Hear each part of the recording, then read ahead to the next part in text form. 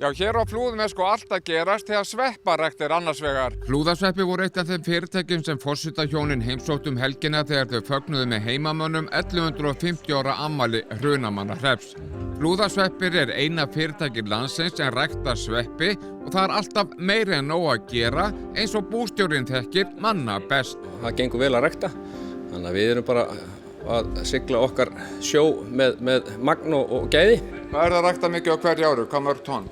Við erum að framleiða í hverju viku það bil 11,5 tonn af sveppum og sem gefur okkur cirka rétt rúmlega 600 tonn á ári. Þetta bara fyrir innlandsmarkað en svo leyfum við Grænlendingum aðeins að smakka á flúðasveppum þannig að það kannski 0,1% af okkar framleiðslu flytjum við yfir til Grænlands.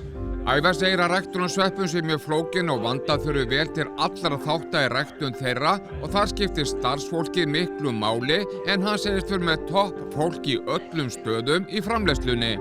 Og hverju föstudagskvöld eru heimabaka pizzur hjá forsetahjónunum og þeirra fólki á Bessastöðum og þá eins gott að vera með réttu sveppina. Ég mjög spenntur fyrir að hafa bara sveppi á pizzu en krakkarnir vilja oftast eitthvað kjötmeti.